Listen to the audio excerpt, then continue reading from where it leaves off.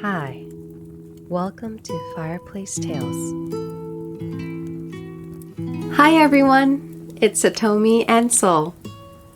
オズの魔法使い第5章6章はいかがでしたか？今回読む第7章8章では引き続きドロシー、カカシ、ブリキの木こり、臆病なライオン、そしてトトは黄色いレンガ道をたどってエメラルドの都を目指します。恐ろしい敵やケシ畑の眠気など様々な試練がドロシーたちを待ち受けていますが、それぞれの知恵と勇気、そして友情を武器にこれらの試練を克服していきます。困難を乗り越える中でそれぞれの個性や能力が際立ち、互いの絆も深まっていく様子がこの2章で見られます。果たして今回ドロシーたちはどのような冒険に出かけるのでしょう。一緒に読んでいきましょう。それでは Let's get cozy and may the story begin.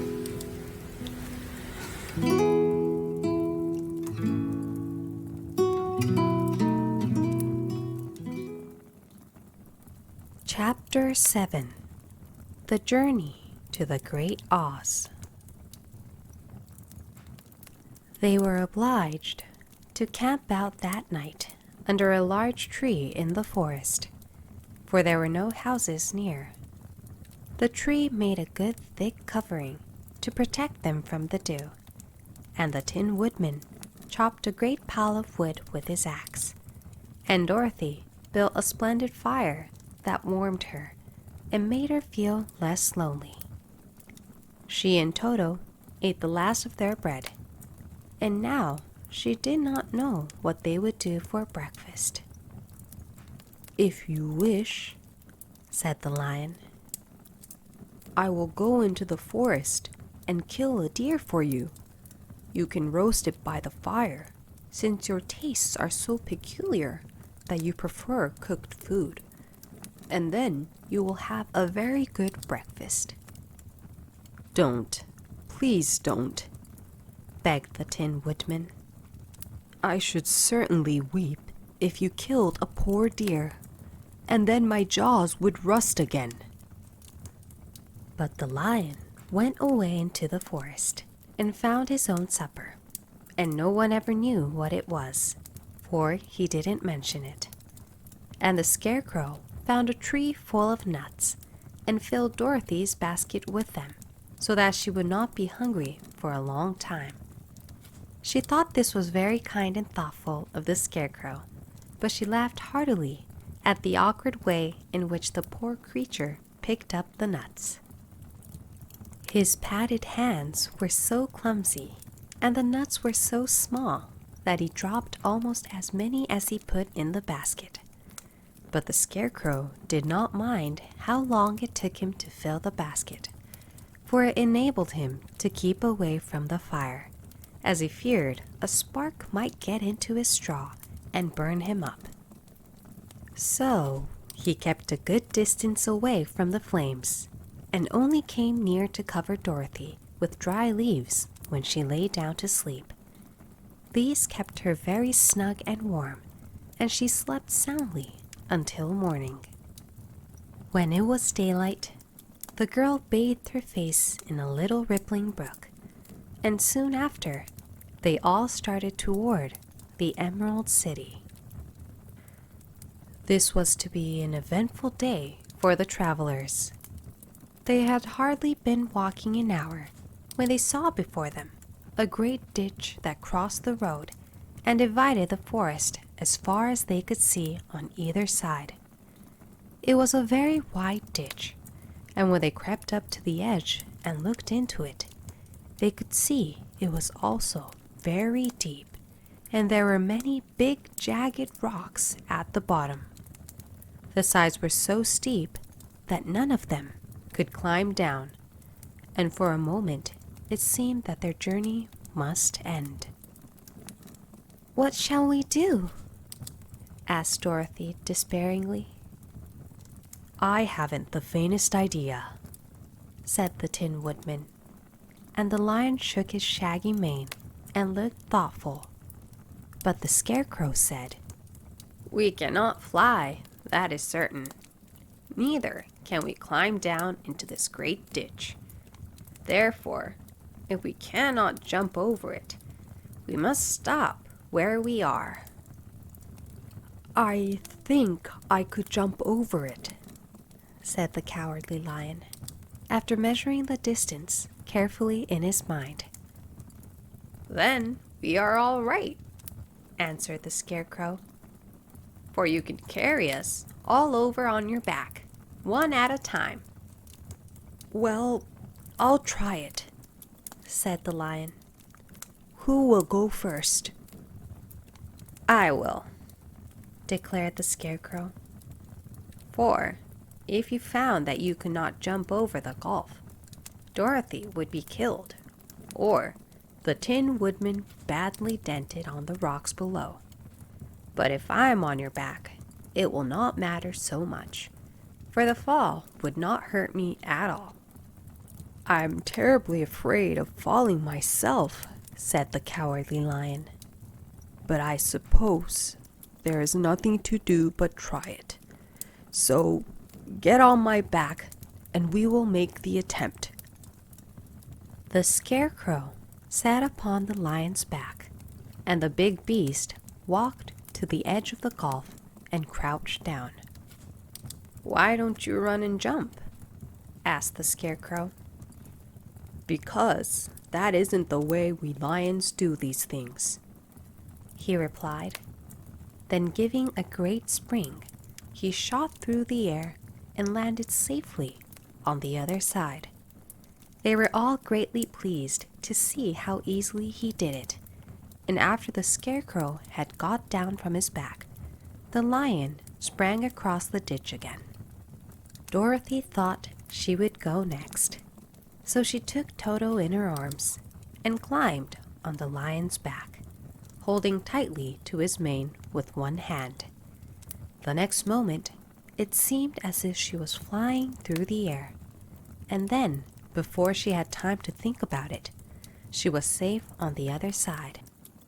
The lion went back a third time and got the Tin Woodman, and then they all sat down for a few moments to give the beast a chance to rest, for his great leaps had made his breath short, and he panted like a big dog that has been running too long.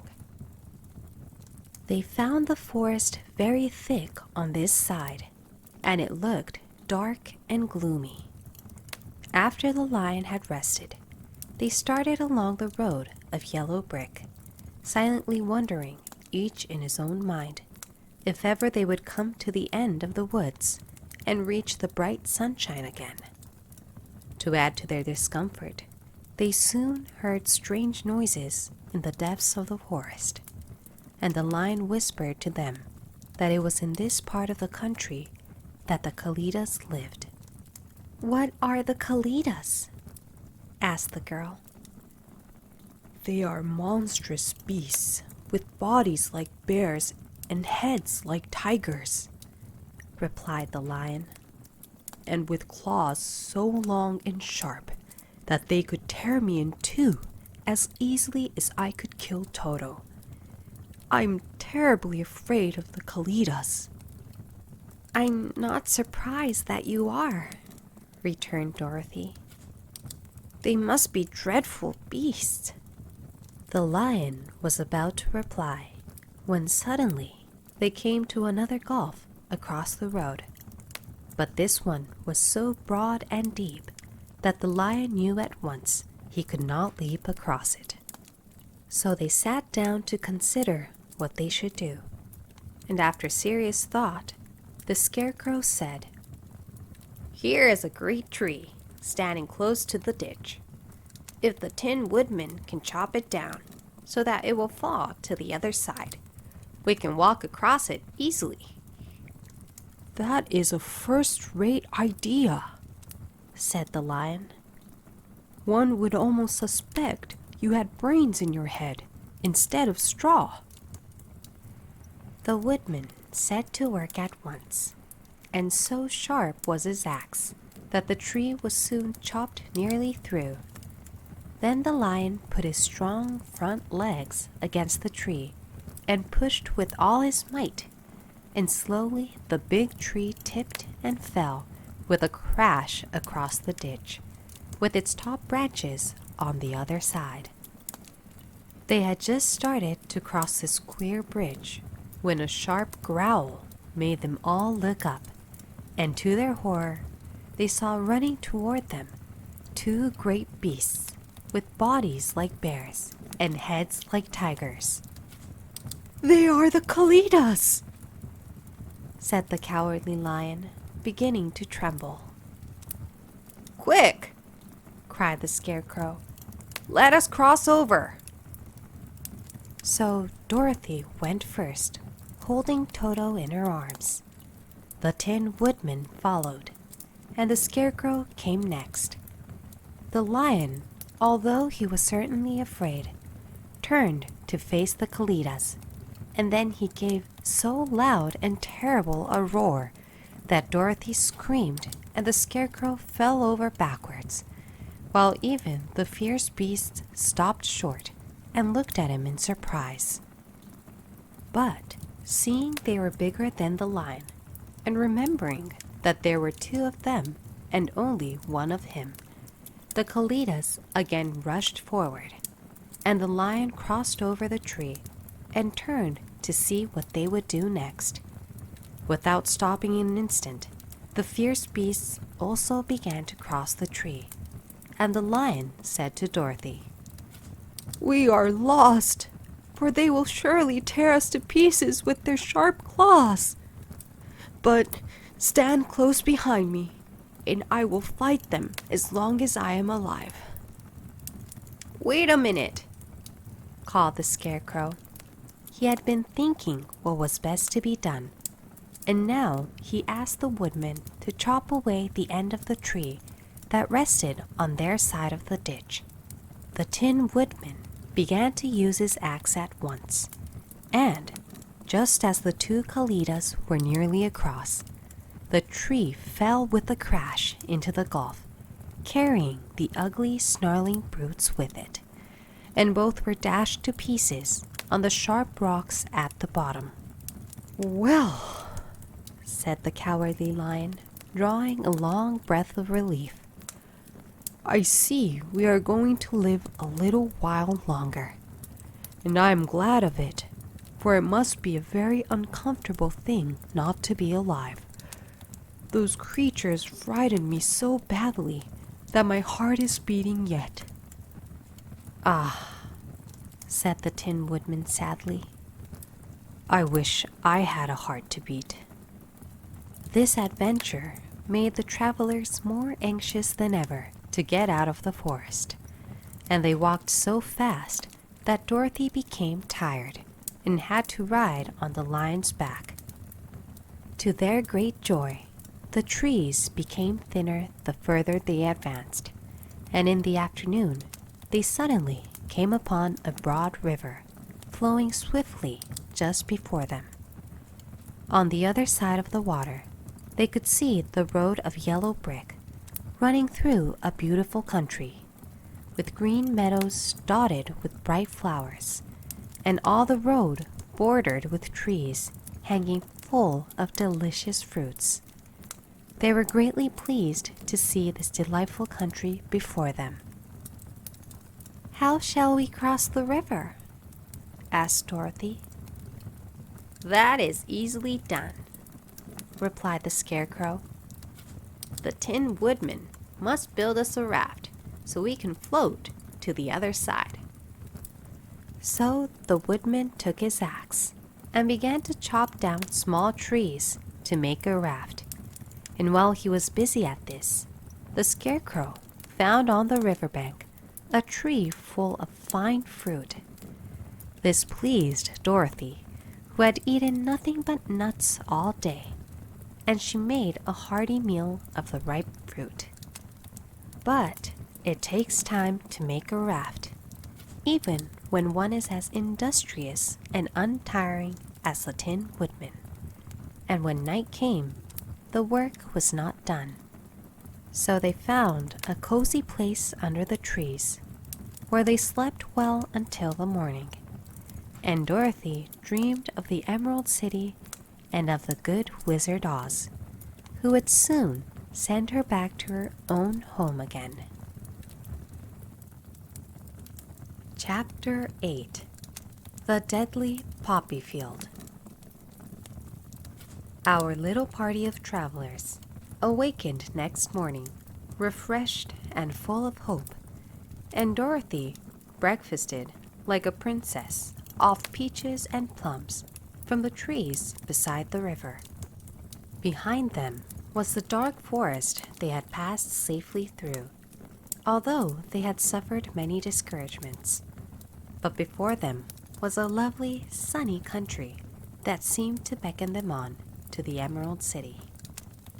To be sure, the broad river now cut them off from this beautiful land, but the raft was nearly done, and after the Tin Woodman had cut a few more logs and fastened them together with wooden pins, they were ready to start. Dorothy sat down in the middle of the raft and held Toto in her arms. When the Cowardly Lion stepped upon the raft, it tipped badly, for he was big and heavy.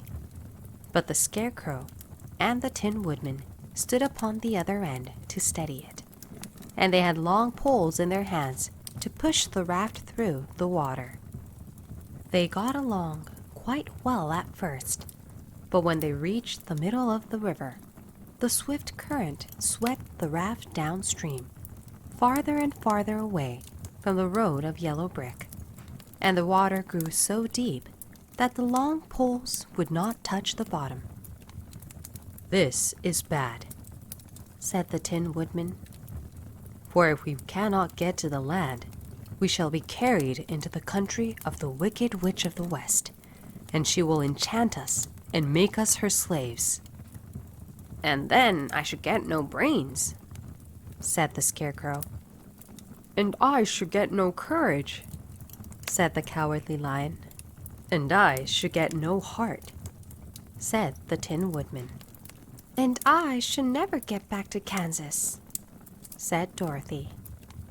"We must certainly get to the Emerald City if we can," the Scarecrow continued, and he pushed so hard on his long pole that it stuck fast in the mud at the bottom of the river, and before he could pull it out again or let go, the raft was swept away, and the poor Scarecrow left clinging to the pole in the middle of the river.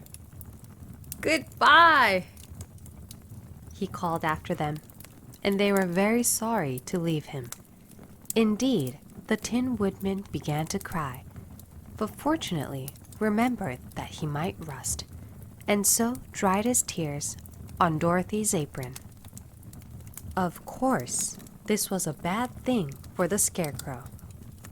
"I'm now worse off than when I first met Dorothy," he thought. "Then I was stuck on a pole in a cornfield, where I could make believe scare the crows at any rate.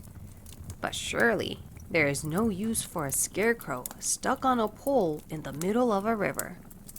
I'm afraid I shall never have any brains after all." Down the stream the raft floated, and the poor Scarecrow was left far behind. Then the Lion said, "Something must be done to save us. I think I can swim to the shore and pull the raft after me, if you will only hold fast to the tip of my tail." So he sprang into the water, and the Tin Woodman caught fast hold of his tail, when the Lion began to swim with all his might toward the shore. It was hard work, although he was so big, but by and by they were drawn out of the current, and then Dorothy took the Tin Woodman's long pole and helped push the raft to the land. They were all tired out when they reached the shore at last and stepped off upon the pretty green grass. And they also knew that the stream had carried them a long way past the road of yellow brick that led to the Emerald City. "What shall we do now?" asked the Tin Woodman, as the lion lay down on the grass to let the sun dry him. "We must get back to the road in some way," said Dorothy. "The best plan will be to walk along the river bank until we come to the road again," remarked the lion. So, when they were rested, Dorothy picked up her basket, and they started along the grassy bank, back to the road from which the river had carried them. It was a lovely country, with plenty of flowers and fruit trees and sunshine to cheer them.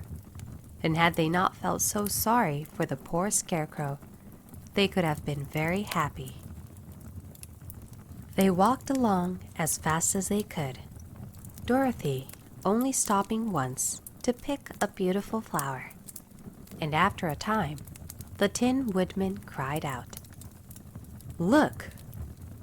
Then they all looked at the river and saw the scarecrow perched upon his pole in the middle of the water, looking very lonely and sad.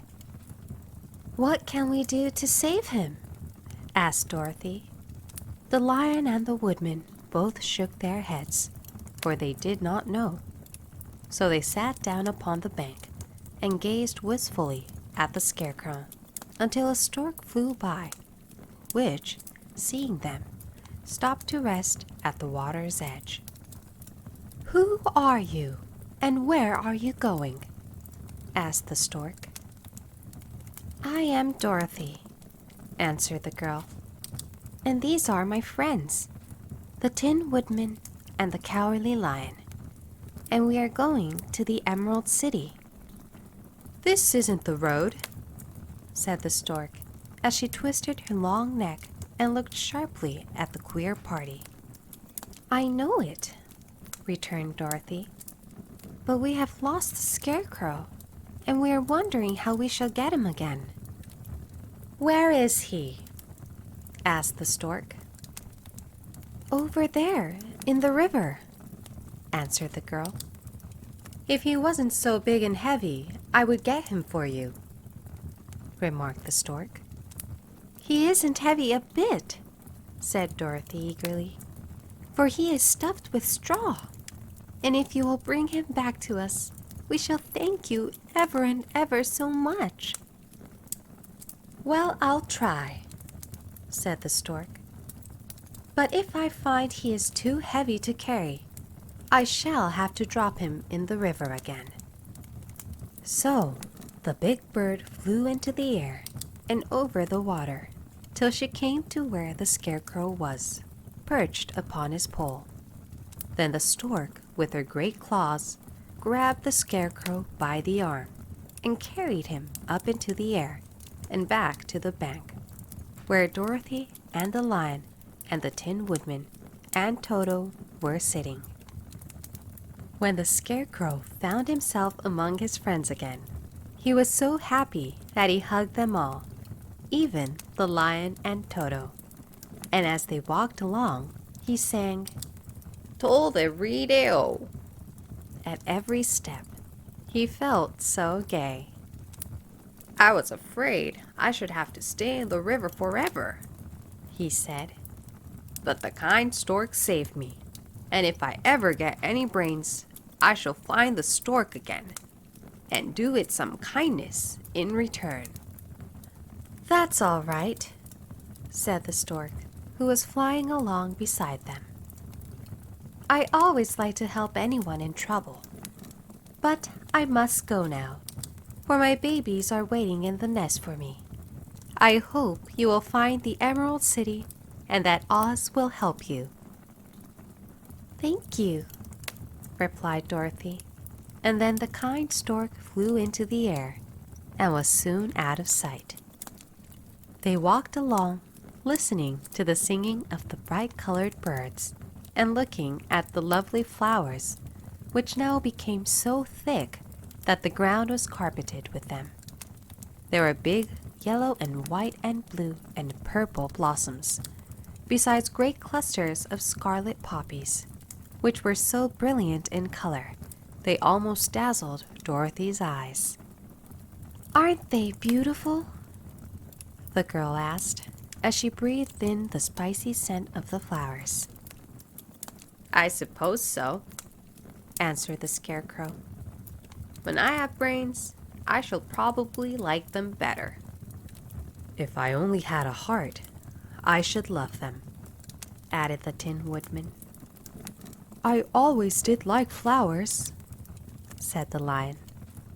They seem so helpless and frail, but there are none in the forest so bright as these. They now came upon more and more of the big scarlet poppies, and fewer of the other flowers, and soon they found themselves in the midst of a great meadow of poppies. Now it is well known that when there are many of these flowers together, their odor is so powerful that anyone who breathes it falls asleep, and if the sleeper is not carried away from the scent of the flowers, he sleeps on and on forever. But Dorothy did not know this, nor could she get away from the bright red flowers that were everywhere about.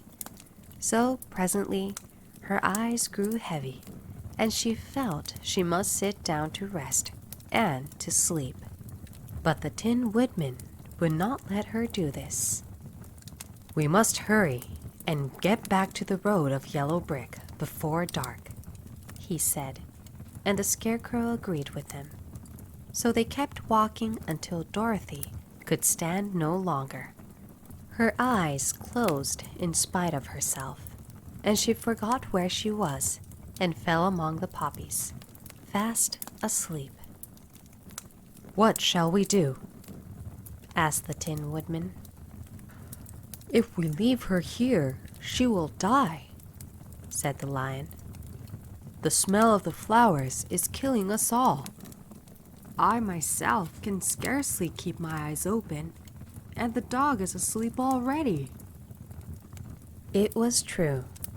Toto had fallen down beside his little mistress, but the Scarecrow and the Tin Woodman, not being made of flesh, were not troubled by the scent of the flowers. "Run fast," said the Scarecrow to the Lion, "and get out of this deadly flower bed as soon as you can. We will bring the little girl with us. But if you should fall asleep, you are too big to be carried." So the Lion aroused himself and bounded forward as fast as he could go. In a moment he was out of sight. "Let us make a chair with our hands and carry her," said the Scarecrow. So they picked up Toto and put the dog in Dorothy's lap, and then they made a chair with their hands for the seat and their arms for the arms, and carried the sleeping girl between them through the flowers. On and on they walked, and it seemed that the great carpet of deadly flowers that surrounded them would never end. They followed the bend of the river, and at last came upon their friend the Lion, lying fast asleep among the poppies. The flowers had been too strong for the huge beast, and he had given up at last, and fallen only a short distance from the end of the poppy bed, where the sweet grass spread in beautiful green fields before them. "We can do nothing for him," said the Tin Woodman sadly, "for he is much too heavy to lift. We must leave him here to sleep on forever, and perhaps he will dream that he has found courage at last." "I'm sorry," said the Scarecrow. "The Lion was a very good comrade for one so cowardly. But let us go on." They carried the sleeping girl to a pretty spot beside the river, far enough from the poppy field to prevent her breathing any more of the poison of the flowers. And here they laid her gently on the soft grass and waited for the fresh breeze to waken her. Thank you for watching. いかがでしたでしょうか？動画を気に入っていただけた方は、ぜひ高評価、チャンネル登録をよろしくお願いいたします。それではまた次の動画でお会いしましょう。Stay cozy, my friends. See you again.